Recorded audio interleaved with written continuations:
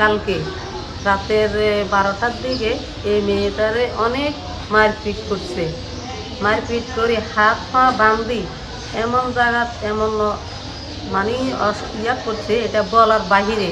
আমি বলতে পারি না, আমার লজ্জা লাগে। আমি কত বাপতন টিয়া আমার সাথে টিয়া মারলে তোর মারি আমাদের সাবি ধরি মারি রাতে কতজন আগে আমাদের সবাইলো এতে করি প্রতিবার আমাদের হিরে টাকার জন্য আমার হাত পা বান্ধি আমার নিজে তুই করছে মারি এলাম দিয়েছিল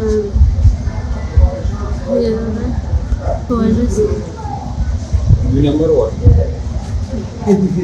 টিয়া লাগবে আমাদের দাপে দাপে হিরে খাইলে শুধু টিয়া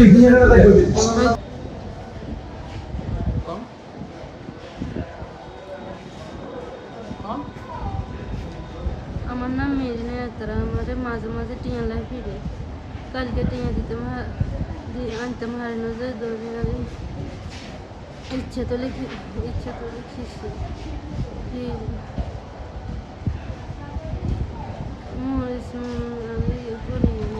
1 লাখ টাকা চাইছে, কিন্তু গরিব মানুষ, মেয়ের বাপরা অসহায়, কুটুম দিব এই টাকা।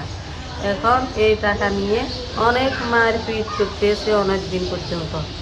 তখন আগামীর দিন কালকে রাতের 12টার দিকে এই মেয়েটারে অনেক মারপিট করছে। মারপিট করে হাত পা বান্ধি এমন জায়গা এমন মানে ইয়া করছে, এটা বলার বাহিরে। আমি বলতে পারি না, আমার লজ্জা লাগে। আমি এটার জন্য আপনাদের কাছে অনেক অনেক বিচার চাই। আমার বোন যৌতুকের টাকার জন্য, আমার বোনের জামাই 1 লাখ টাকার জন্য অনেক মারধর করেছে। রাতের 8:30টার দিকে আমাদের হাত পা বান্ধিয়ে সুস্থম করিয়ে লবণ মরিচ দিছে, যা দিছে এটা করবার মতন না। পুরা শরীর মানে একবারে শেষ করে ফেলেছে। 8:30টার দিকে আমরা সকাল যাই, দেখি এই হাল অবস্থা। আমার বোন পুরা লাশ হয়েছে, কথা বলবার মতো শব্দ নাই। যৌতুকের জন্য অনেক মারধর করতো, মানে যৌতুক নেওয়ার জন্য বলতো। তো আমার আপু আমাদেরকে বলতো, বলার পরে আমরা যতটুকু প্রয়োজন দিছিলাম। পরে এখন কালকে রাত্রে রাত 10টার দিকে 20 তারিখে রাত 10টার সময় হ্যার থেকে টাকা চাইছিল। তো চাওয়ার পরে হ্যাঁ টাকা দিতে পারে নাই, কারণ আমার কাকার একটু অবস্থা খারাপ চলতেছে, দিতে পারে নাই।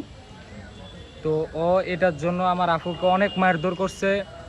হ্যারে হাত পা বাইন্দা, মুখের ভিতরে কাপড় দিয়া, রুমের ভিতরে দরজা লাগায়া অনেক মারধর করছে, মানে মাইরা ফেলানোর চেষ্টা করছিল। পরে আমার আপু কিছু বলতে পারে না, অনেকক্ষণ মারার পরে ওখান থেকে ওই ছুড়াইছে, বাদ ছাড়ছে, সাইরা ওরে নিয়ে আসছে, আইনা পুষ্কুনিতে নিয়ে ডুবাইছে, পুকুরে নিয়ে ডুবাইছে। হ্যান তো উড়াইয়া পরে অনেক মারধর করছে। সারা রাত ধরতে গেলে মায়ের উপরেই গেছে।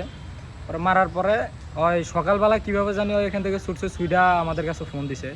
ফোন দেওয়ার পরে আমরা জানছি, তথ্যটা জানার পরে আমরা সবাই গেলাম, যে ওই জায়গায় সব কিছু শুনলাম। শোনার পরে আমরা যা করার আমরা এখন হাসপাতালে নিয়ে আসছি। নিয়ে আইনে এখন হাসপাতালে ভর্তি করছি। সে কথাও বলতে পারে না, মানে এমন একটা পর্যায়ে আছে, সে নিজেও কিছু করতে পারে না, হাঁটতে পারে না, কোনো কিছুই না। একবার অবস্থা একবারে খারাপ।